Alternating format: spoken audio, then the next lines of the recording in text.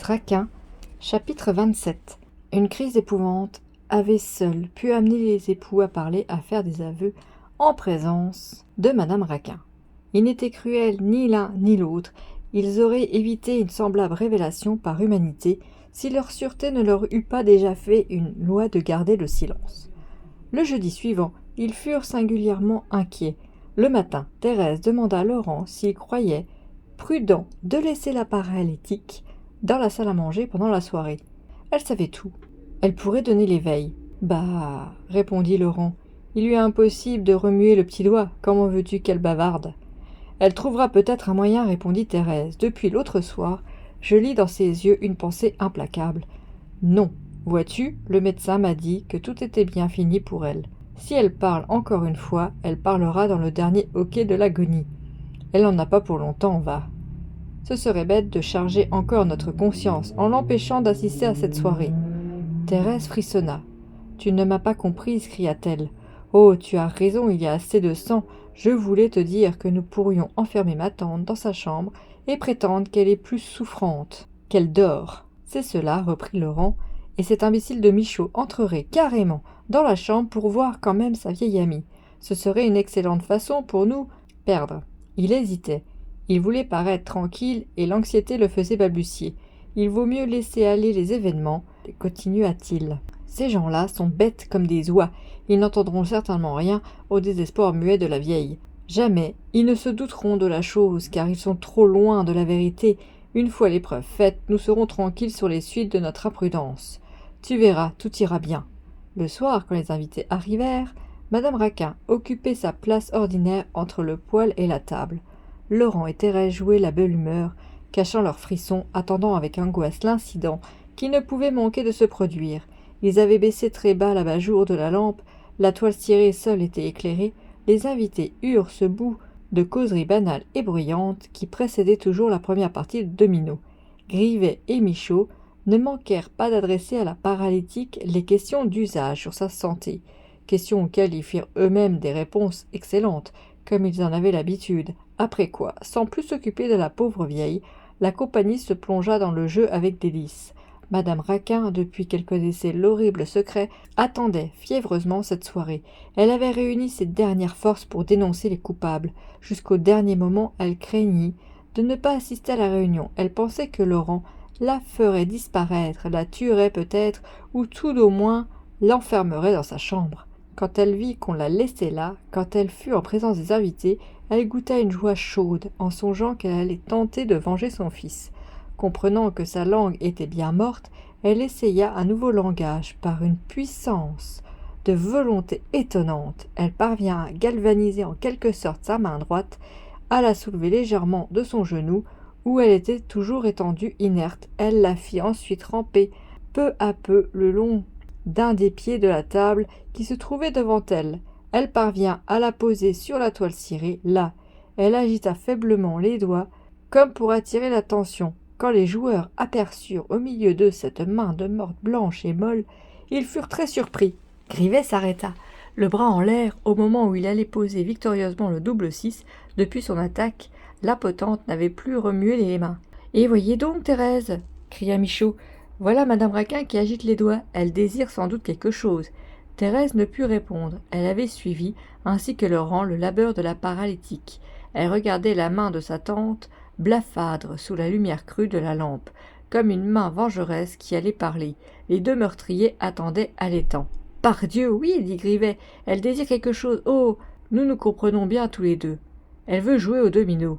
Hein ? N'est-ce pas, chère dame ?» Madame Raquin fit un signe violent de dénégation. Elle allongea un doigt, replia les autres avec des peines infinies et se mit à tracer péniblement des lettres sur la table. Elle n'avait pas indiqué quelques traits que Grivet s'écria de nouveau avec triomphe. « Je comprends, elle dit que je fais bien de poser le double 6. » La potente jeta sur le vieil employé un regard terrible et reprit le mot qu'elle voulait écrire.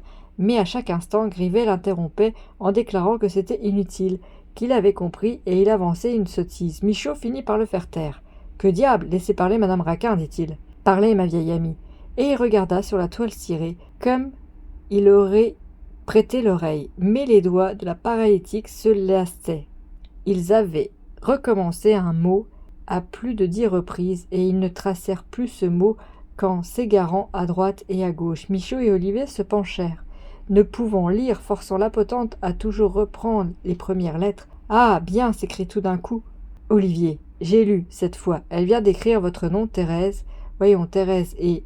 achevez, chère dame. » Thérèse faillit crier d'angoisse. Elle regardait, les doigts de sa tante glissaient sur la toile cirée, et il lui semblait que ses doigts traçaient son nom et l'aveu de son crime en caractères de feu. Laurent s'était levé violemment, se demandant s'il n'allait pas se précipiter sur la paralytique et lui briser le bras.